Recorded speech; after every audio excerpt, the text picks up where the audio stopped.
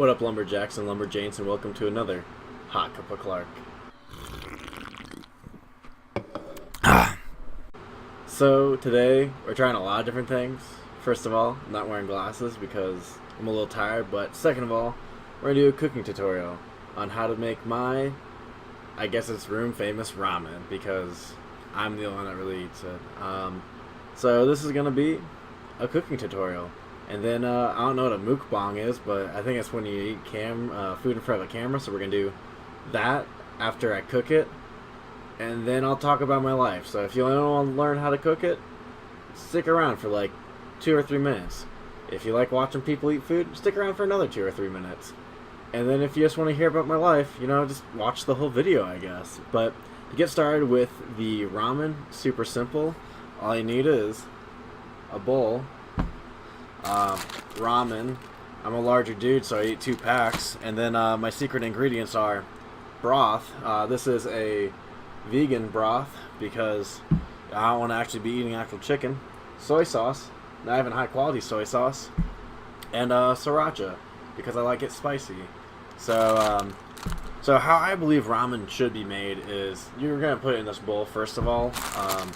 But instead of just directly putting it in there, I like to break it up. I don't know. It's just a personal preference of mine. And then you're just gonna dump it in there, reminding yourself to grab the pack before you do that. So we'll go ahead and dump that first pack of ramen in there. And then we'll break up our second pack.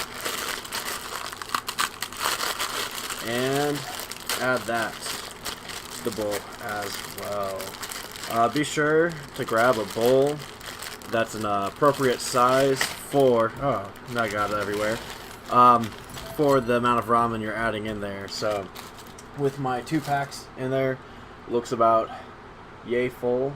After that, I will go ahead and add some of those ingredients before I even add the water. So I shake down those packs to make sure all my seasonings at the bottom, tear off the tops, and then just go ahead and pour it into the ramen. I know you can't really see the action, but I'll go ahead and show you once I add all the ingredients before the water. So I'll go ahead and do that. Next, add some soy sauce. So I just kind of drizzle it over 1, 2, 3, 4, 5, 6-ish times. That should be a good amount of sriracha in there, or soy sauce, and then the sriracha. I don't know why I do it like in the other like zigzagging pattern across it, but that's what I do, and I do it about 1, 2, 3, 4, 5, 6, 7-ish, a little bit more, 8, 9, 10, back and forth on the bowl, because it's kind of hard to determine how much sriracha you're adding. I know some people, instead of actually like putting it over for a certain amount of seconds, they'll do amount of times around the rim, which is probably the best way to do it, but I just kind of do my little quilt on there so you can see my ramen in this phase. So I'm going to go ahead and add water, but I'll be back real quick. So I like my ramen a little bit more soupy, so I filled it up till all the ramen was floating a little bit and also almost to the rim. You want to make sure you have enough water in there, or else your ramen will burst into flames. And now, for the final ingredient I'm going to add, it's going to be some of this bouillon. Better than bouillon. So how I do it is I don't measure at all. Measuring's for chumps. What I do is I'm going to take these chopsticks, grab about a chunk of it, and then just mix that in to the ramen. So I add water before I do this because the water is going to make sure you get all of it off the chopsticks. That way you're actually adding everything you need. You're not wasting any of this bouillon. So once your chopsticks are cleaned off in there, you can kind of wipe it off in the ramen in the bowl. It's ready to nuke in the microwave. I used to be totally against microwaving my ramen. I used to be like, you have to cook it over the stovetop, but I've gotten just as good results from putting it in the microwave than I have putting it in the stove. So I'm going to pop that in the microwave, and then I'm going to get back with you guys.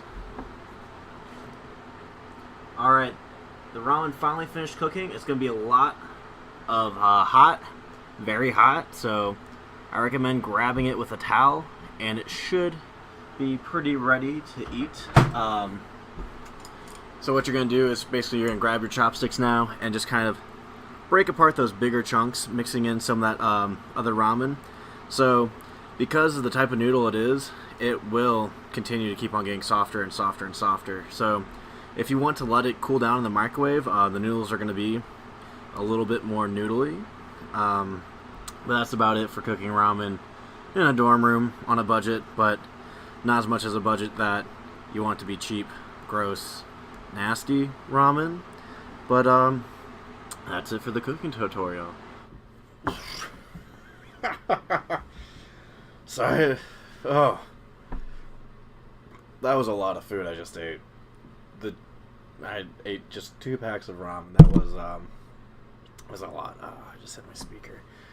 Definitely forgot to turn off the fan, so there's probably going to be a different sound from the cooking part of this video to this part of the video, and then the mukbang I'm just going to put in a whole different video because that was a long, grueling process. That was man versus food. I actually ate before I made this video during my project, and now I'm definitely feeling it, and I'm dead. I'm actually like sweating a little bit. Like I have this little like towel here, and I'm just kind of like, the food was spicy. My room's hot right now because I turned off the fan, and I'm just surviving. I guess it's gonna be a short video because you don't have that long process of me making just these sounds in front of it. I don't know. Big highlight right now though is this new fancy schmancy calculator watch I got. So there's all kinds of stuff on there. I really like it because it says like the year, the day, the month, the time, seconds, everything, the day of the week even.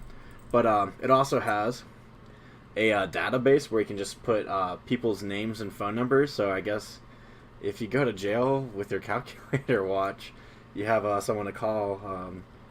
That's what I'm going to probably use it for. I'm not going to say I'm ending up in jail or anything, but you never know. The actual calculator function on here.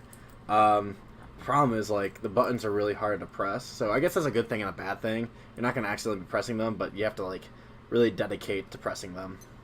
An alarm. There's, like, a lot of alarms you can set on here. A stopwatch, which is crazy. And then something called dual time. So